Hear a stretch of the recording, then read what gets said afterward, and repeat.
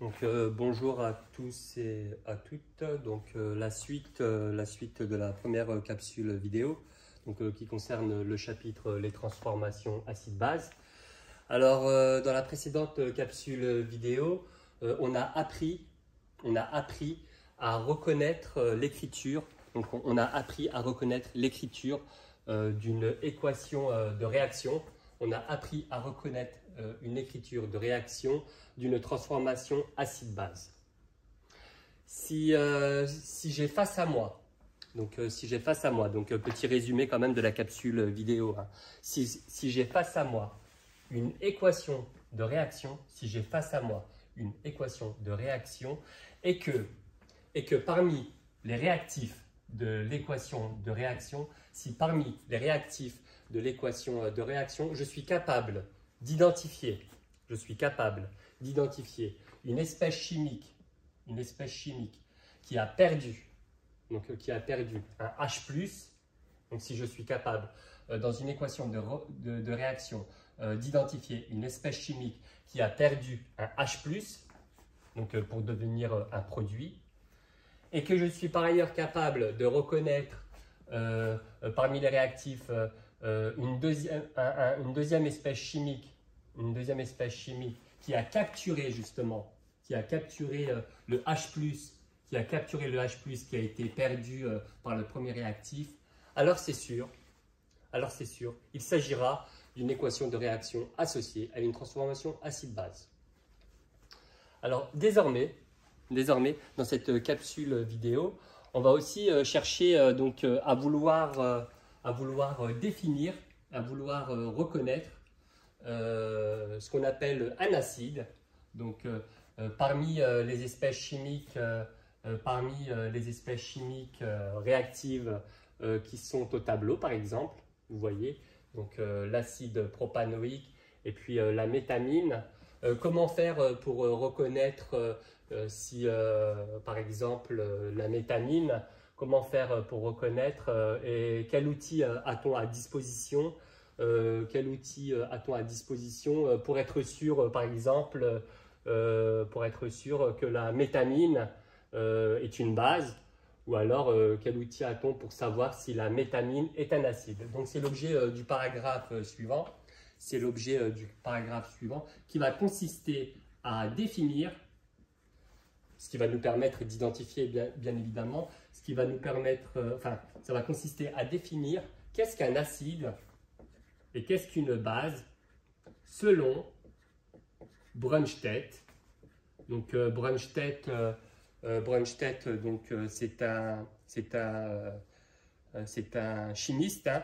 Donc c'est un chimiste plutôt du XXe siècle, hein, début du XXe siècle. Hein. Donc il a énoncé une définition.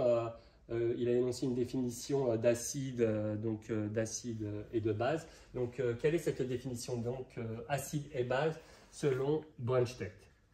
Quelle est la définition d'un acide et d'une base selon Brønsted? Définition, je le rappelle, hein, définition qui va nous permettre d'identifier à coup sûr, un acide ou bien une base. Alors c'est très simple, hein. Si vous êtes capable dans une équation de réaction, d'identifier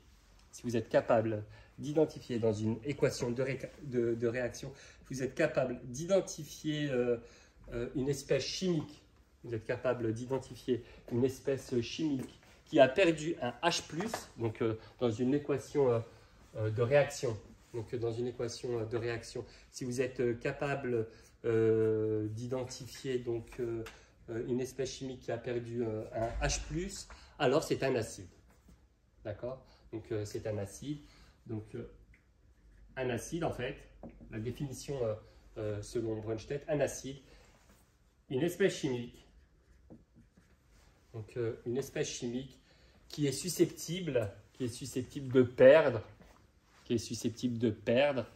de libérer, une espèce chimique qui perd. Alors, j'ai un petit doute sur l'orthographe. Donc, une espèce chimique qui perd.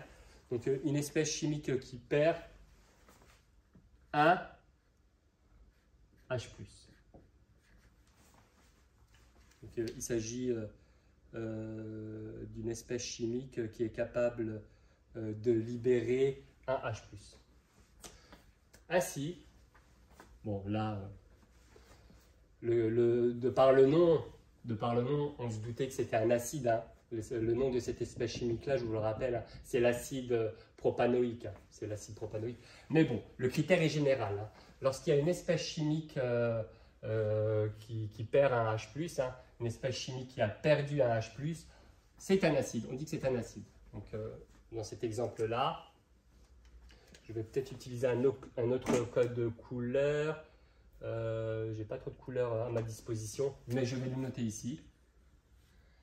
Cette espèce chimique-là est un acide, c'est sûr.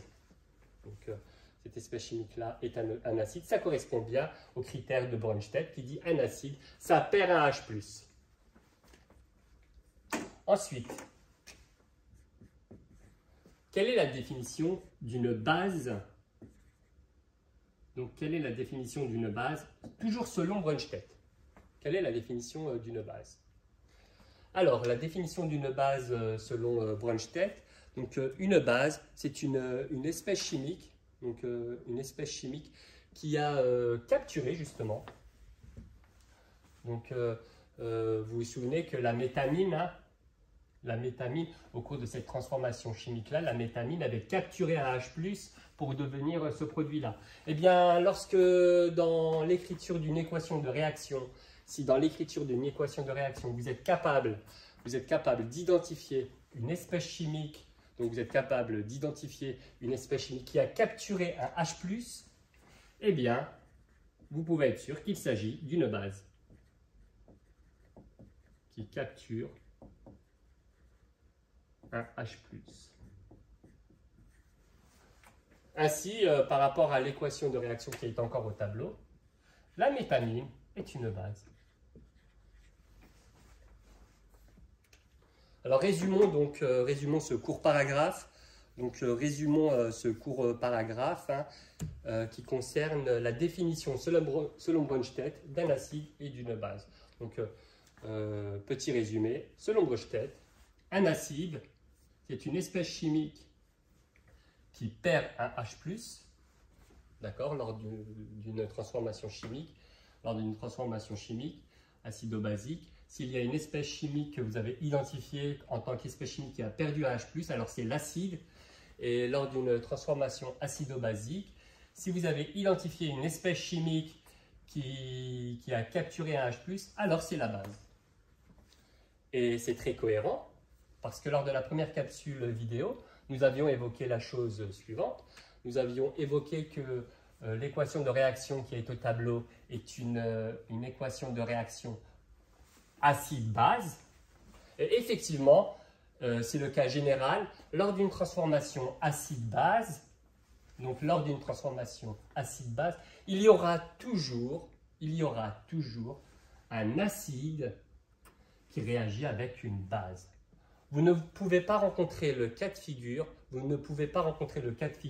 lors d'une transformation acide-base, vous ne pouvez pas trouver le cas de figure d'un acide qui réagit avec un autre acide ou bien d'une base qui réagit avec une autre base. Il s'agira toujours, lors d'une transformation acide-base, il s'agira toujours d'un acide qui réagit avec une base.